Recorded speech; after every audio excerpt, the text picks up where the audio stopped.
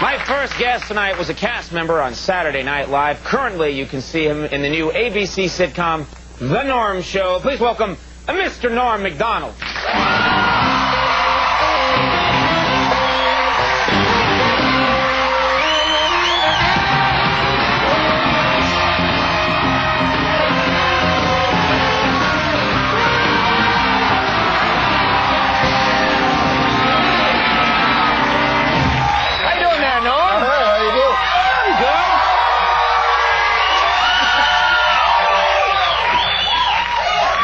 I used to come on the show. They're angry with you. Why?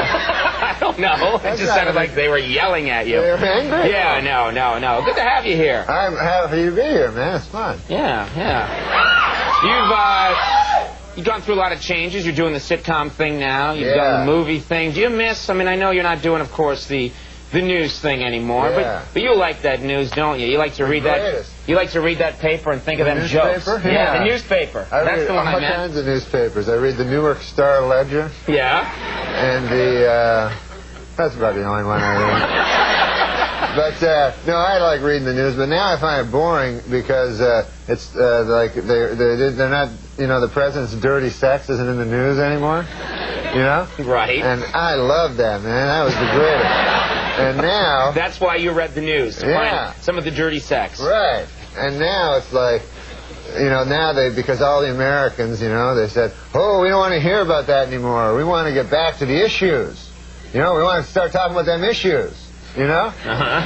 And then I've never in my life heard anybody talking about issues. You know what I mean? Like when this sex thing was going on, I heard everybody talking about it, but I've never gone into a room, 3, 4 guys talking about the deficit. You know what I mean?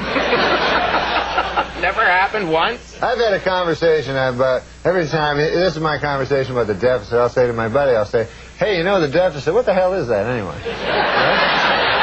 And then my buddy will go, I don't know, something about But when it was about the dirty, dirty sex, that gave you a chance to talk politics. Isn't that what it's all really about? Now, Norm, let's talk about the sex. You got a vice. You've got a vice, and we should talk about it here. Not the dirty, dirty sex. I don't know about that, but you're a gambling man, aren't you? You like to gamble. Well, I like to gamble legally, not with bookies, especially not with that. Well, anyway. What the hell almost happened there? You must have had a little meltdown there. No, I don't like bookies anymore. But anymore? I never liked I don't like the mafia anymore. No, but the thing is, I like to go to Las Vegas and Atlantic City. That's a beautiful town, Atlantic City. Yeah. And you guys from Atlantic City? No. I just wanted to shout. Okay. So yeah, like I went to Vegas a couple weeks ago, and a funny thing happened. Hey, Andy. Hi. And a funny thing happened there in Vegas, right? Mm-hmm. I go there, you know, to gamble. I meet a couple of midgets. You know? Couple of midgets? Yeah. Little people, I call them. Well, I don't think of people as little people. Yeah, your word's better. Yeah. Go ahead anyway. You meet a couple of midgets. I know a lot of people in show business talk about the little people. Right. But I think everybody's the same. The midgets, the regular people. Okay. You know?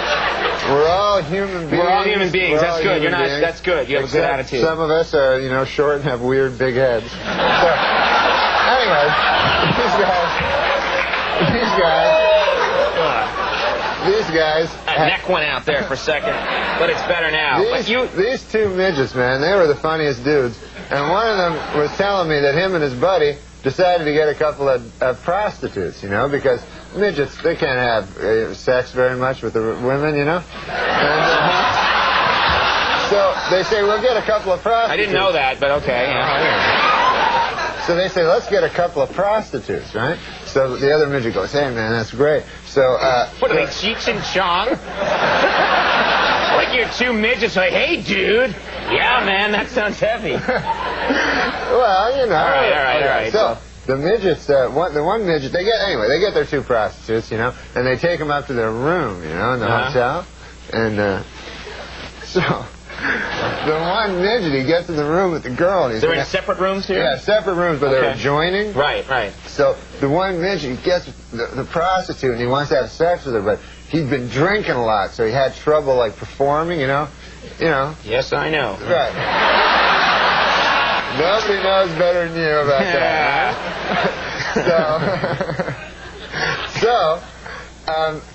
The one midget, he gets in with his girl, but he's too drunk to perform, and he feels real bad, right? So then, this is what the guy's telling me, the midget. He goes down, then afterwards, he says, okay, get out, you dirty whore, you know? He blames her, you know? Right, blames her, yeah. Okay. So she leaves, and then he's feeling all bad, so he listens with a glass to the next room where his buddy is with his prostitute. Right. And he hears, like, in the next room, he hears, 1, 2, ah! 1, 2, ah! 1, 2, ah! 1, 2, ah! Right. 1, 2, ah! Right. Stop doing it. Yeah.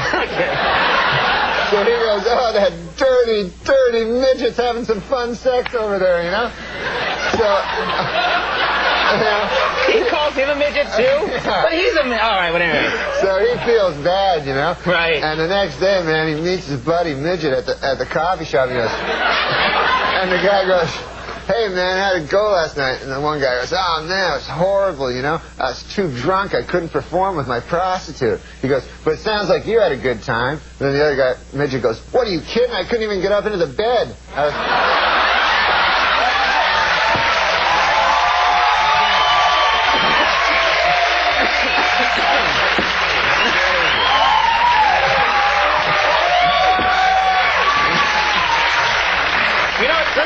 That you ran into those guys because it's such a good story. I know. I looked a happy ending. They did very good at Baccarat, and they were happy.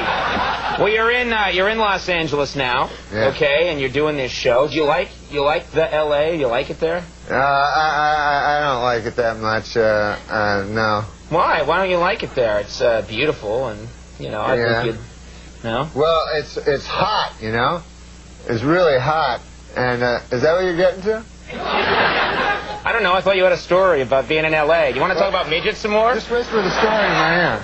You said you were carrying bags of groceries? Yes, exactly. That's the story. But it started off with it was hot in L.A.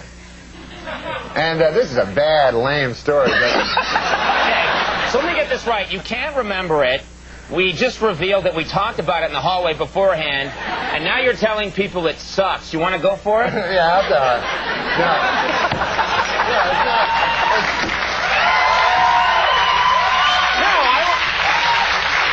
Yeah, it's not... I want to see him do it now. Okay.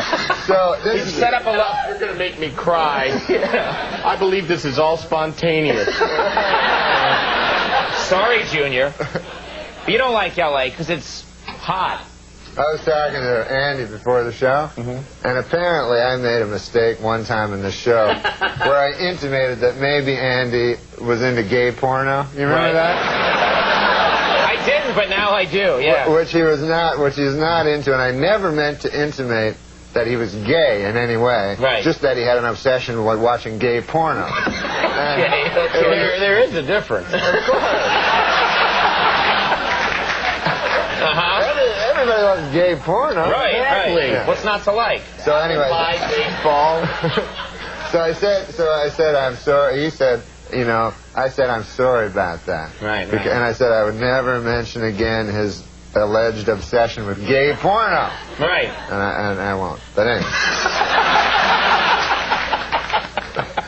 We're going to run that on a loop. Play it over and over again. No, he's got a wife. Yeah, I know.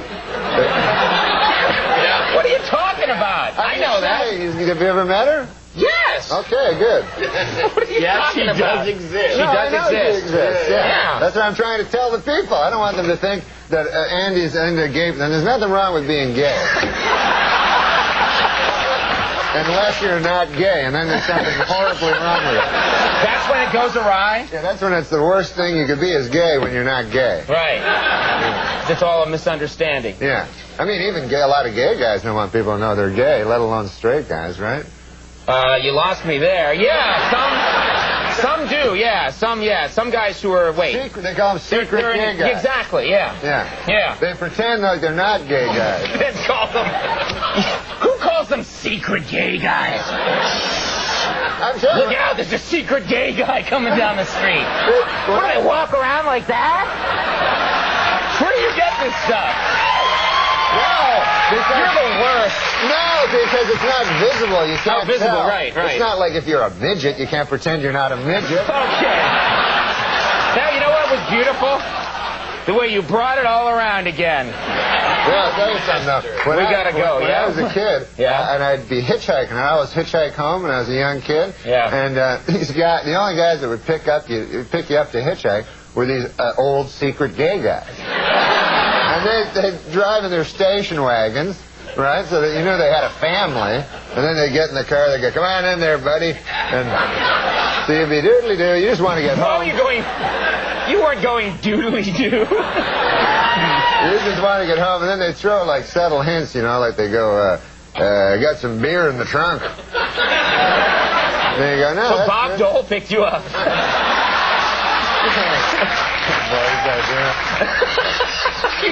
That's the one guy you do. Hey, I got some beer in the trunk. I do that one voice. The Norm Show is Wednesdays at 9:30 p.m. on ABC. Best of luck with that, and if you can think of a group you didn't offend, come on back. I love gay guys. The midgets, the gay people. Everybody. The Shamba coming out.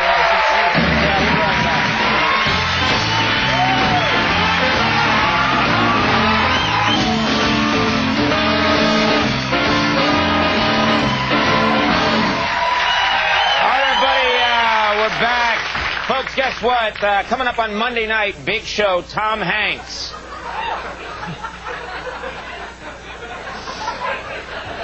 Let me try that one more time. Smoking. Sorry about that, man. Who's coming up on the show Monday?